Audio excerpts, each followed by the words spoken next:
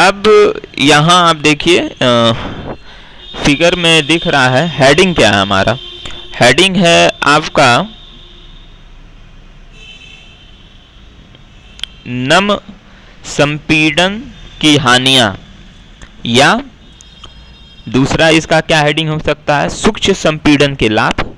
भाई या तो कहिए सूक्ष्म, क्वेश्चन कैसे पूछ सकता है, सूक्ष्म संपीड़न ड्राई कंप्रेशन के लाभ बताइए, या तो क्वेश्चन ये पूछ सकता है कि नम संपीड़न वेट कंप्रेशन के की हानियां बताइए।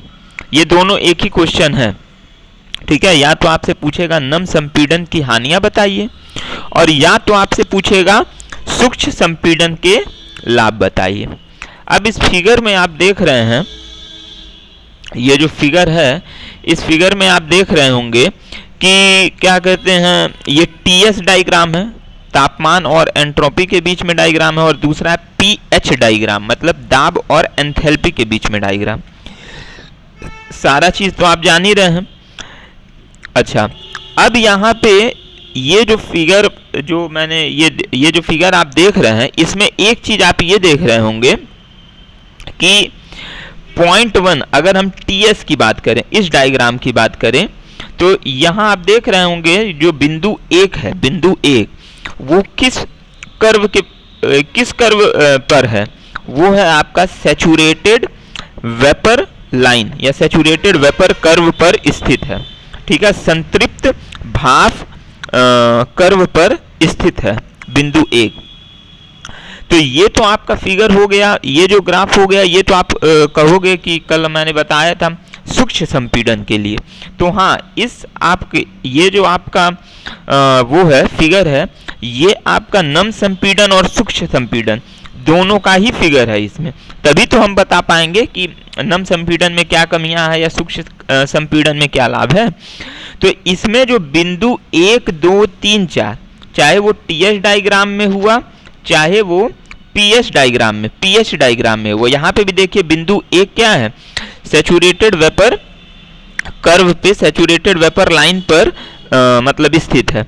और वहीं पे जो बिंदु 1 डैश है, बिंदु 1 डैश वो कहाँ है, वो सैचुरेटेड वेपर लाइन के अंदर की ओर है। कहाँ पे है, अंदर की ओर। चाहे इस फिगर में देखिए, चाहे इस फिगर में देखिए, जो 1 डैश है वो कहाँ है, सैचुरेटेड वेपर लाइन के अंदर की ओर है। तो यहाँ पे जो बिंदु 1, 2, 3, 4, ठीक है, बिंदु 1 से 2, 2 से 3, 3 से 4, 4 से पुनः है, ये जो आपका चक्र है, ये वेपर के लिए है, वो ड्राई संपीड़न के लिए है, सूक्ष्म संपीड़न के लिए है। वहीं आपका जो बिंदु 1 डैश, 2 डैश, 3, 4 और 1 डैश, ये जो चक्र है, ये आपका नम संपीड़न के लिए है। और कल का अगर आपके पास वो होगा, स्क्रीनशॉट लिए होंगे, तो मैंने यही फिगर बनाया था। नम में क्या बनाया था, नम में हम स्टार्ट कहाँ से करते थे, अंदर से करते थे, वेट रीजन से करते थे। भैया कल मैंने एक फिगर बताया था ना कि ये जो कर्व है, एक कर्व, ये जो सीपी है, सीपी के लेफ्ट साइड में क्या है, सैचुरेटेड लिक्विड लाइन है, और राइट साइड में सैचुरेटेड वेपर लाइन है। तो कल का जो वेट कंप्रेशन था, वेट कंप्रेशन में क्या था कि अच्छा, ये तो आप पहले रुक जाओ, सीपी के लेफ्ट साइड में जो है liquid compressor line, liquid saturated liquid line हो गया, और राइट साइड में सैचुरेटेड वेपर लाइन हो गया। यही था ना, संतृप्त द्रव्य रेखा और संतृप्त भाप रेखा। तो संतृप्त द्रव्य रेखा मतलब बाएं साइड में हमारा लिक्विड रीजन है, इसके पीछे संतृप्त द्रव्य रेखा के पीछे लिक्विड रीजन है।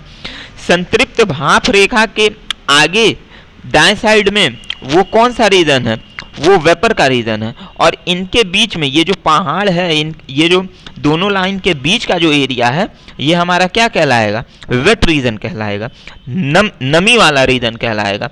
यहाँ पे हमने क्या लिखा था, L+V, मतलब यहाँ पे लिक्विड भी है और वेपर भी है इसका। तो लिक्विड होने के कारण यहाँ पे क्या होगा, नमी, इसको वेट रीजन कहेंगे। तो कल के फिगर में जो मैंने बताया था, क्या कहते हैं, नम संपीड़न का डायग्राम बनाया था, वो अंदर से बनाया था। और ड्राई संपीड़न का डायग्राम कहाँ से स्टार्ट किया था? सैचुरेटेड वेपर लाइन से ही स्टार्ट किया था। तो यहाँ पे जो चक्र है वो 1 2 3 4 ये आपका हो गया ड्राई संपीड़न के लिए, और 1 डैश 2 डैश 3 4 और 1 डैश ये हो गया आपका नम संपीड़न के लिए। तो इसमें आप एक चीज देख रहे होंगे कि ये तो डायग्राम आपका क्लियर हो गया है, ठीक है। अब इस डायग्राम में देखिए, पीएच डायग्राम में आप क्या देख रहे हैं कि ये जो बिंदु 1 है, क्या है? बिंदु 1, रुके रहो, बिंदु जो 1 है और बिंदु 4 के बीच में मैंने क्या लिखा है? आरई लिखा है। आरई का मतलब क्या हो गया? प्रशीतन प्रभाव, रेफ्रिजरेशन इफेक्ट। आर का मतलब हो गया रेफ्रिजरेशन और ई का मतलब हो गया इफेक्ट, प्रशीतन प्रभाव। तो अगर हम ड्राई के रीजन में देख रहे हैं, ड्राई मतलब सूक्ष्म संपीड़न, तो हम चक्र लेंगे क्या? 1, रुक जाओ, हम चक्र क्या लेंगे? हम चक्र लेंगे 1 2 3 4। तो यहाँ पे 4 से 1 इवेपोरेटर का होता है ना काम, और उष्मा का अवशोषण, तो यही आपका कहलाएगा रेफ्रिजरेशन इफेक्ट। तो ड्राई के लिए रेफ्रिजरेशन इफेक्ट किनके किनके बीच होगा?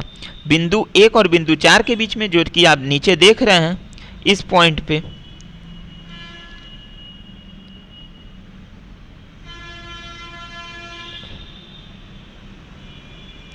ये वाला जो पॉइंट है आपका देख रहे हैं, आरई लिखा हुआ है। अब यही चीज वेट के लिए आई है। तो वेट के लिए मैंने ये चक्र कहां से बोला था? 1 डैश 2 डैश 3 4 फिर 1 डैश। तो यहाँ पे अगर वेट के लिए हम प्रशीतन प्रभाव निकालेंगे तो ये किसके किसके बीच होगा? 4 और 1 डैश के बीच में होगा, जो कि ऊपर लिखा हुआ है आरई, लिखा है ना ऊपर ये वाला आरई। ये किसके लिए है? ये आपका जो है नम संपीड़न के लिए है, जबकि नीचे वाला आरई किसके लिए है? ये आपका है सूक्ष्म संपीड़न के लिए। तो आप एक चीज ये देख रहे होंगे कि जो नीचे वाला आरई है वो क्या है? ग्रेटर देन है। ग्रेटर देन है किसके? ये ऊपर वाले आरई के, मतलब यानी नम संपीड़न वाला जो रेफ्रिजरेशन प्रभाव है वो क्या है? उसमें कमी आ गई है सूक्ष्म संपीड़न के प्रशीतन प्रभाव के रेस्पेक्ट में। सूक्ष्म संपीड़न के प्रशीतन प्रभाव के रेस्पेक्ट में, रुके रहो, देखो सूक्ष्म संपीड़न के प्रशीतन प्रभाव के रेस्पेक्ट में जो नम संपीड़न का प्रशीतन प्रभाव है उसमें क्या हो गई है? कमी आ गई है। तो वही मैंने लिखा है कि जो नीचे वाला आरई है वो ग्रेटर देन है ऊपर वाले प्रशीतन प्रभाव के। तो और हम जानते हैं, हम क्या जानते हैं कि जो आपका निष्पादन गुणांक होता है, निष्पादन गुणांक का फार्मूला क्या होता है? रुके रहो, COP का फॉर्मूला क्या होता है? RE/W होता है ना।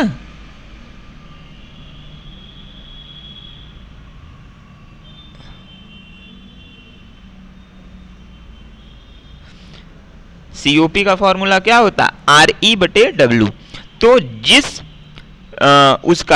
जिस चक्र का प्रशीतन प्रभाव ज्यादा होगा उसका COP ज्यादा होगा, और जिसका कम होगा उसका COP कम होगा।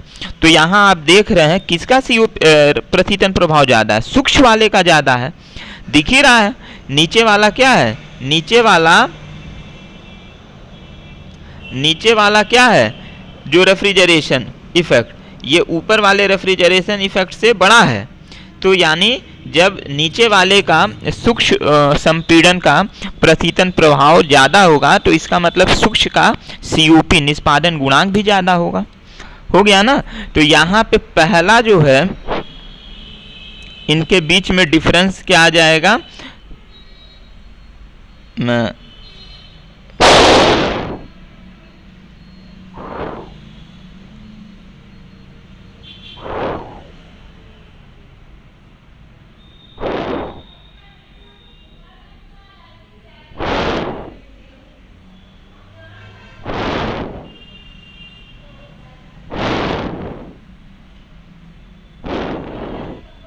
ठीक है।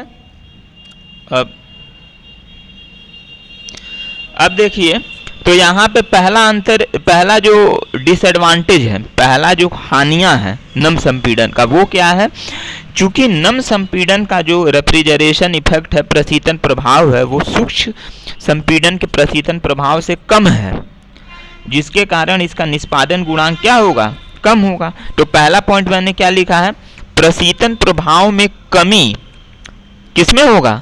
ये नम संपीड़न में है। प्रशीतन प्रभाव में कमी, जिससे निष्पादन गुणांक मतलब COP में भी कमी आएगी।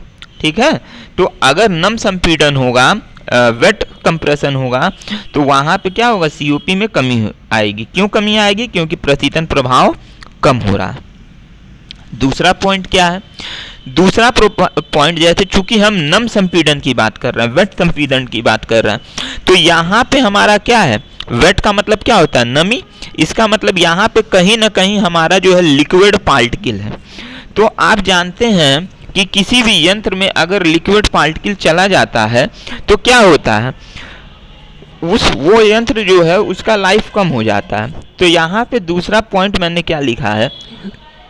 दूसरे पॉइंट में मैंने लिखा है कि द्रवी प्रशीतक जो होता है, मतलब आपका जो है वेट रेफ्रिजरेंट, द्रवी प्रशीतक यानी लिक्विड रेफ्रिजरेंट, सॉरी वेट कह रहे हैं। द्रवी प्रशीतक का मतलब होता है लिक्विड रेफ्रिजरेंट जो है वो लुब्रिकेटिंग ऑयल को, अब लुब्रिकेटिंग ऑयल का यार हिंदी मुझे नहीं ये मालूम है, आप देख लीजिएगा। लुब्रिकेटिंग ऑयल का मतलब समझ रहे हैं ना, जैसे आप जो है मोबिल, ग्रीस, ये सब जो यूज करते हैं, तो लुब्रिकेटिंग ऑयल को खराब कर देगा। जो भी जब हम जो है वेट प्रशीतक को अंदर ले जाएंगे, चूंकि जनरली जो हमारा कंप्रेसर होता है वो, हम यहाँ पे क्या पढ़ रहे हैं? हम वाष्प संपीड़न चक्र पढ़ रहे हैं। ये सारा वाष्प संपीड़न चक्र के अंतर्गत ही आ रहा है। तो जनरली हमारा जो संपीड़क होता है वो वाष्प के लिए बनाया जाता है, जबकि नमी संपीड़न वाले में, वेट कंप्रेशन में क्या हो रहा है? वाष्प न जा करके उसके साथ नमी भी जा रही है, मतलब लिक्विड पार्टिकल भी जा रहे हैं, द्रवी प्रशीतक जा रहा है। ठीक है, लिक्विड रेफ्रिजरेंट जा रहा है।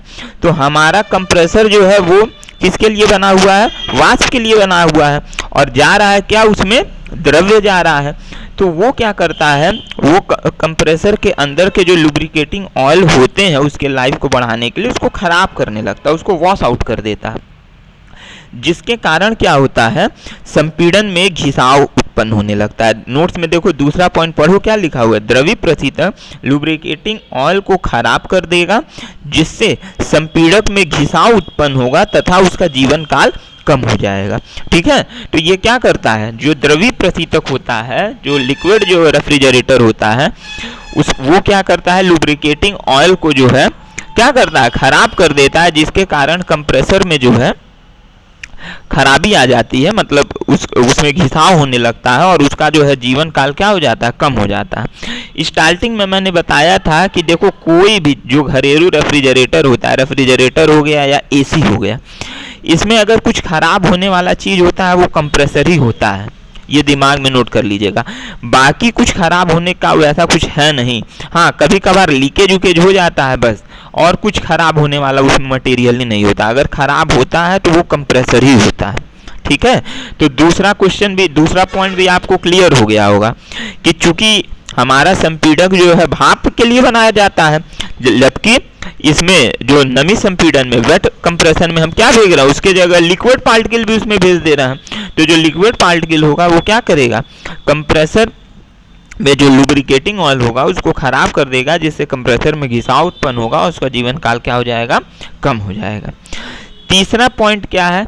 तीसरा पॉइंट, चूंकि अब हम द्रव्य प्रशीतक ही भेज रहे हैं, द्रव्य प्रशीतक लिक्विड रेफ्रिजरेंट, तो हम जानते हैं, ये चीज तो आप पढ़े ही होंगे फिजिक्स में, कि जो भाप होता है उसका जो विशिष्ट आयतन होता है, विशिष्ट आयतन को इंग्लिश में कहते हैं स्पेसिफिक वॉल्यूम ऑफ वेपर। ठीक है, भाप का स्पेसिफिक वॉल्यूम जो होता है, विशिष्ट आयतन जो होता है, वो ज्यादा होता है। किससे ज्यादा होता है? द्रव्य के विशिष्ट आयतन से। फिर से सुनिएगा, भाप का विशिष्ट आयतन, वेपर का स्पेसिफिक वॉल्यूम ज्यादा होता है लिक्विड के स्पेसिफिक वॉल्यूम से, द्रव्य के विशिष्ट आयतन से। तो अगर हमारा जो कंप्रेसर है, संपीड़क है, वो भाप के लिए बनाया गया, जैसा कि अभी मैंने दूसरे पॉइंट में ही बताया, चूंकि ये वेपर कंप्रेशन साइकिल है, वाष्प संपीड़क चक्र है, तो हमारा कंप्रेसर भाप के लिए बनाया गया है, और इसमें जा क्या रहा है, लिक्विड पार्टिकल भी जा रहा है। तो अब इसमें मैंने क्या बताया, भाप का जो है विशिष्ट आयतन ज्यादा होगा और लिक्विड का विशिष्ट आयतन कम होगा। तो यहाँ पे तीसरे पॉइंट को पढ़िए। तीसरे पॉइंट में क्या लिखा है कि द्रवी प्रशीतक संपीड़क में के प्रवेश वाल्व को खराब करता है, या प्रवेश वाल्व न लिख करके आप बस इतना लिखिए, द्रवी प्रशीतक संपीड़क के वाल्व को खराब कर सकता है। क्यों? क्योंकि साधारणतः संपीड़क वाष्प प्रशीतक के लिए बनाया जाता है, जैसा कि अभी मैंने बोला, क्योंकि ये वाष्प संपीड़क चक्र है, तो हमारा जो कंप्रेसर है वो वाष्प के लिए बनाया गया है। तो जनरली जो है, साधारणतया जो है, संपीड़क वाष्प प्रशीतक के लिए बनाया जाता है, जिसका विशिष्ट आयतन ज्यादा होता है, जबकि द्रवीय प्रशीतक का विशिष्ट आयतन कम होता है। तो विशिष्ट आयतन कम होने के कारण जो द्रव्य पार्टिकल जा रहे हैं, लिक्विड पार्टिकल जा रहे हैं, भाप नहीं जा पा रहा है, उसके साथ लिक्विड भी जा रहा है, तो इसका विशिष्ट आयतन कम होने के कारण वॉल्व के खराब होने के चांसेस क्या होते हैं, बढ़ जाते हैं। ठीक है, तो ये 3 पॉइंट है जिसके कारण हम कह सकते हैं कि जो सूक्ष्म संपीड़क होता है वो ज्यादा बेटर होता है नमी संपीड़क से। ठीक है, नम संपीड़क, और यही जो है आप कह सकते हैं, यही 3 जो पॉइंट है, ये आप कह सकते हैं नम संपीड़क की हानियां भी हैं। ठीक, तो उम्मीद है ये टॉपिक क्लियर हो गया होगा। वेट संपीड़न और सूक्ष्म संपीड़न, मतलब वेट कंप्रेशन, नम संपीड़न, और सूक्ष्म संपीड़न को ड्राई कंप्रेसर, इनमें क्या डिफरेंस है, कौन बढ़िया है कौन खराब है, इसका ये जो टॉपिक है ये आपको अच्छे से क्लियर हो गया होगा। ठीक, अब हमारा अगला जो टॉपिक है वो है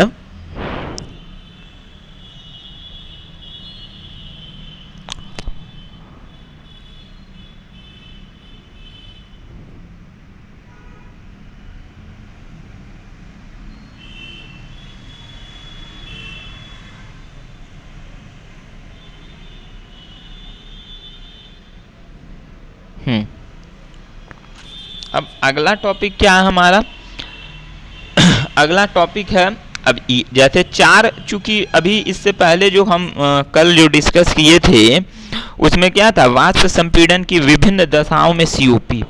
तो 4 दशाएं थी, 4 कंडीशन थी।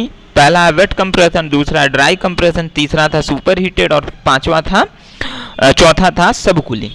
तो नम और सूक्ष्म में तो क्लियर हो गया कौन बेटर है। अब कल ही मैंने ये बोला था कि जो अति तप्त संपीड़न होता है या सुपर कूलिंग जो होता है, बेसिकली इन कंडीशंस का यूज हम तब करते हैं जब हमको सीओपी क्या होता है और ज़्यादा चाहिए होता है। मतलब हमको जो है निष्पादन गुणांक, वाष्प संपीड़न चक्र का निष्पादन गुणांक ज़्यादा चाहिए होता है, अधिक चाहिए होता है। उस कंडीशन में हम अति तप्त संपीड़न या सुपर कूलिंग, अवशीतलन का प्रयोग करते हैं। तो अब यहाँ देखिए कि इसमें कैसे हम दिखाते हैं, कैसे होता है कि कैसे अति तप्त और अवशीतलन के द्वारा हम सीओपी, निष्पादन गुणांक कैसे ज़्यादा होता है, कैसे ज़्यादा आता है। अब इसके बारे में देखिए।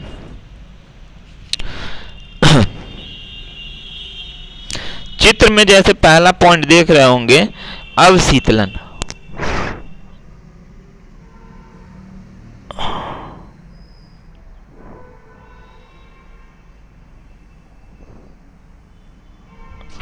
अब यहाँ देखिए क्या कहते हैं, पहला जो पॉइंट है अति तप्त संपीड़न, अवशीतलन नहीं, अति तप्त संपीड़न।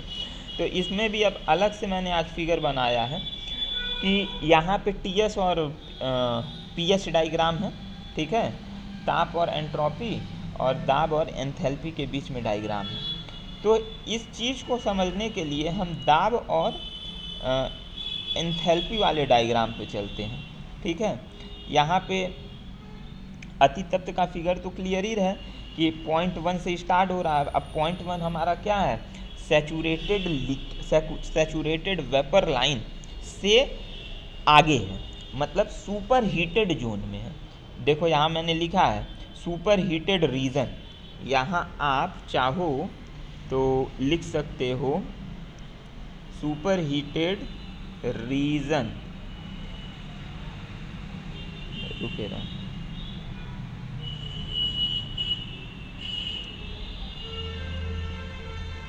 ये रीजन है सुपर हीटेड, ये वाला, ठीक है, ये वाला रीजन क्या है, सुपर हीटेड रीजन है। अब इसके बाद और ये वाला रीजन क्या है, ये आपका सब कूलिंग है, सब कूलिंग रीजन, ठीक है।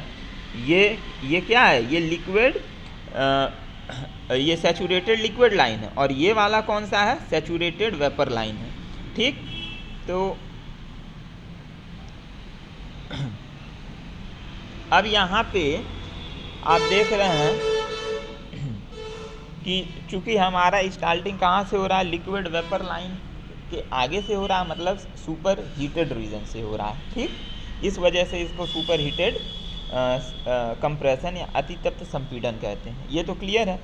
बाकी समझने के लिए अब हम आते हैं पीएच वाले डायग्राम पे। तो पीएच डायग्राम पे अगर आप देख रहे हो तो इसमें क्या है, हमने स्टार्टिंग किया 1 से, फिर 1 से स्टार्टिंग किया 2 पे, 2 से 3, 3 पे 4 और 4 से 1। क्लियर, यहाँ तक तो सही था। अगर अब देखो यहाँ ये चीज़ तो सही है। अब हम नीचे क्या किए हैं, 1 से हमने एक लाइन H पे ड्रॉ किया, तो ये कौन सा आ जाएगा, ये H1 कहलाएगा। भाई यहाँ से ये पूरा, रुके रहो, यहाँ से यहाँ तक का पोर्शन क्या कहलाएगा, H1 कहलाएगा, ये पूरा H1, ठीक है। यहाँ से यहाँ ये पूरा H1 कहलाएगा, ठीक है। इसको मैंने शॉर्ट में यहाँ छोटा सा लिख दिया है H1। उसी तरीके से ये, रुके रहो,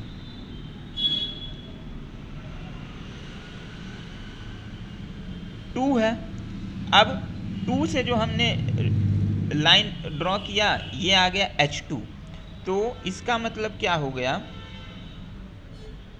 यहाँ से ये पूरा H2 तक क्या कहलाएगा, क्या कहलाएगा, ये आपका कहलाएगा H2, ये आपका है, रुके रहो, यहाँ से यहाँ तक क्या है, ये है आपका H2, ठीक है, ये H2 है। तो यहाँ ये चीज़ क्लियर हो गया। फिर उसके बाद 4, अब देखो 3 और 4 ये क्या है, ये 3 से 4 ये आपका थ्रॉटलिंग वाल्व में होता है। थ्रॉटलिंग वाल्व को हम क्या कहते हैं, आइसेंथेल्पिक प्रोसेस कहते हैं। यानी 3 और 4 ये क्या है, देखो जब हम इसको नीचे आ रहे हैं तो यहाँ हम लिखे हैं ना H3 = H4। तो इसका मतलब ये हो गया कि यहाँ से यहाँ तक का जो रीजन होगा वो या तो आप H3 लिख सकते हैं या तो H4 लिख सकते हैं। ये हो गया, क्लियर है। इतना आपको जब समझ में आ गया तो अब रेफ्रिजरेटिंग इफेक्ट का मतलब होता है प्रशीतन प्रभाव। प्रशीतन प्रभाव कहाँ पे होता है, इवेपोरेटर में होता है। और इवेपोरेटर का जो प्रक्रम है वो 4 से 1 होता है। तो मैंने देखो यहाँ पे ये जो पोर्शन लिखा है वो क्या लिखा, RE लिखा है। और RE का मान मैंने कल क्या बताया था, H1 - H4 होता है, या H1 - H3, क्योंकि H4 H3 के बराबर होता है। इसका मतलब ये जो है इसको हम जब इससे भाग दे देंगे तो हमको ये रीजन पता चल जाएगा, ये वाला, क्लियर है ना। तो ये हो गया आपका RE, ठीक। उसके बाद यहाँ तक जब आपको क्लियर हो गया तो इसको अब रफ कर दिया जाए। RE का पोर्शन क्लियर हो गया। अब उसके बाद हमारा यहाँ से यहाँ तक क्या आया था, यहाँ से यहाँ तक आया था H2 और यहाँ से यहाँ तक आया था H1, ये H1 है और ये H2 है। तो हम जानते थे जो किया गया कार्य होता था W, वो क्या कहलाता था, W जो है हमारा H2 माइनस H1 कहलाता था।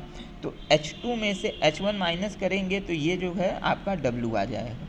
ठीक, तो जब यहाँ तक आपको क्लियर हो गया कि RE और W, RE भी क्लियर हो गया और W भी क्लियर हो गया, फिर हम क्या जानते हैं, हम जानते हैं कि जो COP होता है वो आपके RE और बटे W के होता है।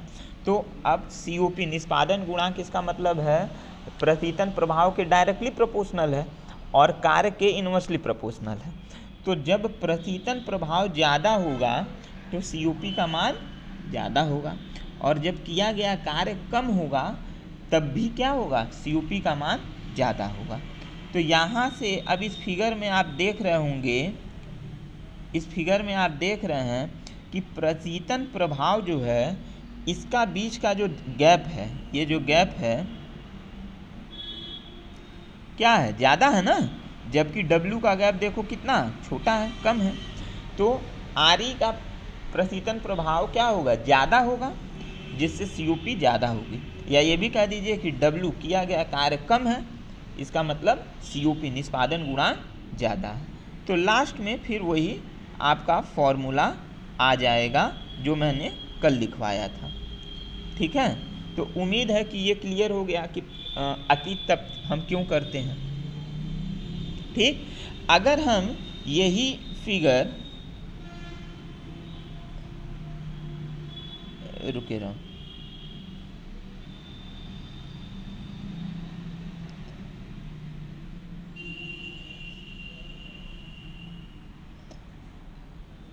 अब यहाँ पे अगर ये अति तप्त न हो करके 1 से ही जाता, जैसे 1 तो हो गया अति तप्त, अगर हम 1 डैश से ही ले जाते ड्राई संपीड़क की तरीके से, सूक्ष्म संपीड़क के तरीके से, तब हमारा प्रतीतन प्रभाव क्या हो जाता, तब हमारा प्रतीतन प्रभाव इतना ही रह जाता। यानी अति तप्त वाला प्रतीतन प्रभाव हमारा ये है पूरा, यहाँ से यहाँ तक है। ठीक है, जबकि अगर हम यहाँ से ही ले जाते, हम सुपर हीटेड इसको नहीं करते, तब हमारा प्रतीतन प्रभाव केवल यही रहता। तो इसका मतलब क्या होता, प्रतीतन प्रभाव कम हो जाता। क्लियर। अब हम दूसरे वाले पॉइंट पे चल रहे हैं, सुपर कूलिंग कह रहा है, सब कूलिंग, अवशीतलन। तो इसमें भी वही है, TS और PH डायग्राम है, यहाँ पे भी क्लियर है। चूँकि यहाँ अवशीतलन में, सब कूलिंग में क्या होता है, यहाँ पे कंप्रेसर का कोई काम नहीं होता, यहाँ जो है कंडेंसर का काम होता है, क्योंकि कूलिंग का काम तो कंडेंसर करता है। ठीक है, तो ये प्रोसेस, ये फिगर तो सब कल आप पढ़े ही हुए थे, ये सब फिगर। ठीक है, हम डायरेक्ट बात करते हैं कि अब इसके द्वारा हम कैसे COP ज़्यादा कर रहे हैं, बढ़ाते हैं। तो यहाँ पे आप देख रहे हैं कि जब 1 से 2 पे जा रहा है तो ये तो हो गया कंप्रेसर का काम। संपीड़न में जब कंडेंसर में जाता है, संघनित्र में जाता है, तो ये क्या होता है, इसको कूलिंग 3 डैश तक ही हो जाना चाहिए, लेकिन ये क्या हो जाता है, सब कूलिंग इसका हो जाता और ज़्यादा ठंडा हो जाता, और कहाँ चला जाता है, सबकूल रीजन में चला जाता है। कहाँ चला जाता है, सबकूल रीजन में। सबकूल रीजन हमारा ये है, देखो यहाँ चला गया। ठीक है, तो जब हम अब इसको समझेंगे इससे, क्या नाम है, PH डायग्राम से, तो यहाँ देखो 1 से 2 पे गया, कंप्रेशन हुआ, फिर जब कंडेंसर में जा रहा है तो 2 से 3 डैश पे ना जाके ये 3 पे चला आ रहा है, फिर 3 से 4 पे आपका जो है थ्रॉटलिंग वॉल में एक्सपेंशन हो रहा है, इसका आइसेंथैल्पिक प्रोसेस, और फिर 4 से 1 में आपका प्रतीतन प्रभाव हो रहा है इवेपोरेटर के द्वारा। तो अब यहाँ तो ये समझ ही गए होंगे कि बिंदु 1 से ये पूरा आपका क्या कहला गया। यहाँ पे फिर अब वही चीज़ है जो अभी मैंने बताया है। तो रुकेगा, ये रफ कर दें। अब यहाँ पे देखिए, अब ये जो पोर्शन है ये क्या है, यहाँ से यहाँ तक ये आपका है H2, यहाँ से यहाँ तक क्या है H1, है ना। तो ये जो W का पोर्शन होगा ये वाला, ये क्या कहलाएगा, रुके ये क्या कहलाएगा, ये कहलाएगा H2 माइनस H1। ठीक, अब प्रशीतन प्रभाव, ये पोर्शन हमारा होता है, इसको हम लिख सकते हैं H4 या H3 क्योंकि ये आइसेंथैल्पिक प्रोसेस है। तो जो प्रशीतन प्रभाव होगा RE वो क्या होगा, H1 में से H3 को माइनस करेंगे तो ये आपका आ जाएगा प्रशीतन प्रभाव। तो आप देख रहे हो इस फिगर में फिर से क्या देख रहे हो कि प्रशीतन प्रभाव का जो गैप है, जो अंतर है वो ज़्यादा है एज कंपेयर टू किसके, किए गए कार्य के, वर्क डन के। ठीक है, इसका मतलब, और हम जानते हैं कि COP जो है आपका निष्पादन गुणांक को प्रशीतन प्रभाव के डायरेक्टली प्रोपोर्शनल होता है या कार्य के इन्वर्सली प्रोपोर्शनल होता है। तो जब संपीड़न ये प्रशीतन प्रभाव ज़्यादा होगा तो COP बढ़ जाएगा, या जब कार्य जो किया गया कार्य है उसका मान कम होगा तब पर भी COP बढ़ जाएगा। तो इस तरीके से अवशीतलन का भी प्रयोग किया जाता है निष्पादन गुणांक को बढ़ाने के लिए। ठीक, अब इसके बाद अब देखिए इसका उपयोग क्यों किया जाता है।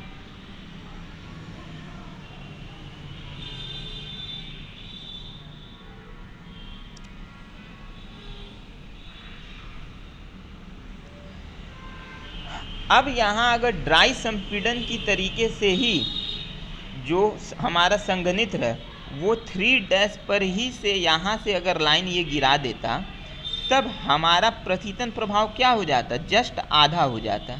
अब हमारा प्रशीतन प्रभाव केवल इतना ही रहता, जबकि सब कूल रीजन में होने के कारण हमारा प्रशीतन प्रभाव क्या है, ज़्यादा है। तो प्रशीतन प्रभाव सब कूलिंग के वजह से क्या हो रहा है, प्रशीतन प्रभाव ज़्यादा हो रहा है। इस कारण अवशीतलन का भी प्रयोग किसके लिए किया जाता है, COP के मान को, निष्पादन गुणांक के मान को बढ़ाने के लिए किया जाता है।